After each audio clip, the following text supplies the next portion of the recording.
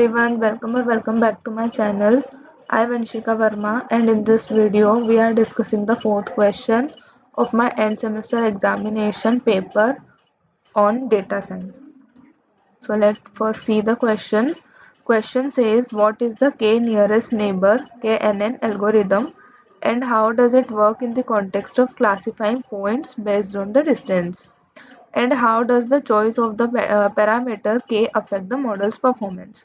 First of all, we are going to see what is k nearest neighbor algorithm. पहले वो देखेंगे, उसके बाद उसकी वर्किंग देखेंगे in the context of classifying points based on their distance, और उसके बाद फिर देखेंगे कि पैरामीटर k का क्या इफेक्ट पड़ता है मॉडल के परफॉर्मेंस पे.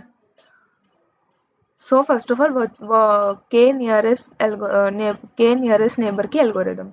So k nearest neighbor algorithm is a simple non-parametric and instance-based machine learning algorithm and primarily used for classification and regression task. शुरू में तब classification regression task के लिए use होती थी. It classifies a data point based on the classes of its nearest neighbor in the feature space. Now let's see the working in the context of classifying points based on distance.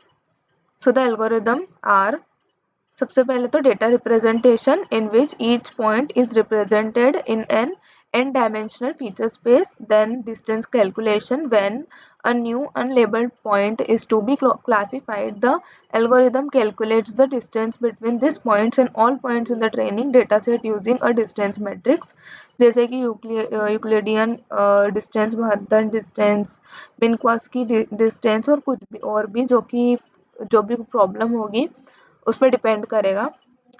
Then identify neighbours identify करेंगे. It selects the K nearest neighbour points और neighbours from the training data में से select करता है. So the next is voting and label assignment. तो classification के लिए the algorithm assigns the class that is most frequent among the K neighbours and for regression it takes the average of the values of K neighbours. Average देखते हैं, फिर weighted average देखते हैं, और classification के लिए मोस्ट फ्रिक्वेंट देखते हैं क्लास जो कि यूज होती है के नेबर्स में, और जो आउटपुट होता है वो प्रिडिक्टेड क्लास जो होती है उसको हम एज अ रिजल्ट रिटर्न करवाते थे. Now let's see the effect on models performance by the choice of parameter के. पैरामीटर के चॉइस से मॉडल के परफॉर्मेंस पे क्या इफेक्ट पड़ता है, कुछ पड़ता भी है या नहीं. सो द चॉइस ऑफ के significantly affect the performance of के नियरेस्ट नेबर एल्गोरिदम.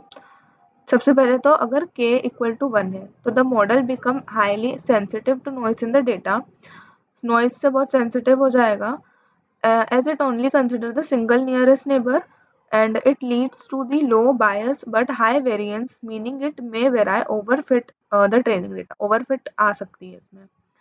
अगर k इक्वल टू n हो जाएगा यानी कि k लार्ज हो जाएगा, so the algorithm consider too many neighbours, मतलब कि एल्गोरिदम में बहुत सारे नेबर्स हैं, which can dilute the influence of the closest points. closest points को influence कर देगा dilute करने के लिए. then this increase the bias but reduce variance. तो ये bias को तो increase कर देगा पर variance को reduce कर देगा, and the potential underfitting the data, जो और फिर data को भी underfitting में डाल देता है. अगर k optimal है तो a balance between bias and variance must be achieved by selecting an appropriate k value. अगर k value appropriate है तो bias और variance का जो balance होता है वो हम achieve कर लेंगे. This can be determined using cross validation. Cross validation से determine हो सकता है where different values of k are tested to find the one that minimize the error on the validation date. Now consideration for KNN. So the distance metric, feature scaling, computational complexity are the considerations. So description of distance metric is the choice of the distance metrics impact how neighbors are defined. तो neighbour कैसे defined है उससे distance matrix का पता चलेगा, उस पर impact करेगी. फॉर एग्जांपल अगर यूक्लिडियन डिस्टेंस वर्क करता है वेल फॉर कंटिन्यूस वेरिएबल, लेकिन तब की जो हेमिंग डिस्टेंस होगा वो कैटेगरिकल वेरिएबल के लिए अच्छा होगा. तो डिस्टेंस मैट्रिक्स नेबर्स पे करती है, वेराई करती है. Next consideration is feature scaling. Since k nearest neighbour relies on distance, k nearest neighbour तो डिस्टेंस पे रिलाई करता है, So the feature with larger ranges dominate those with smaller ranges. तो larger ranges और lower ranges में कुछ तो dominance होगा.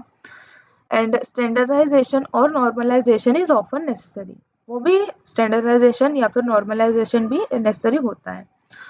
Next is computational complexity. So KNN can be computationally expensive हो सकता है, especially with large data set obviously, as it requires distance computation for every data point in the training set. Her data point का distance को measure करना पड़ेगा training set में, इसीलिए large data set में कंप्यूटेशनली थोड़ा एक्सपेंसिव हो सकता है.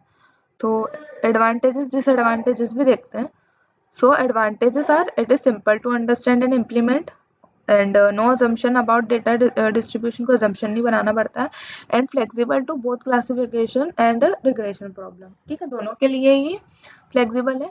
अब देख लेते हैं डिसएडवांटेजेस. ये होता है ऑब्वियसली इररेलेवेंट फीचर्स और नॉइजी डेटा के लिए थोड़ा सा सेंसिटिव होता है, तो it is a disadvantage. Computationally expensive होता है लार्ज डेटा सेट्स के लिए, तो डिसएडवांटेज है. और sorry, require careful selection of K and proper scaling of features, तो ये भी एक डिसएडवांटेज है. And that's it for this video. In my next video, we will see the question 5. Till then, keep smiling, keep exploring. Bye bye.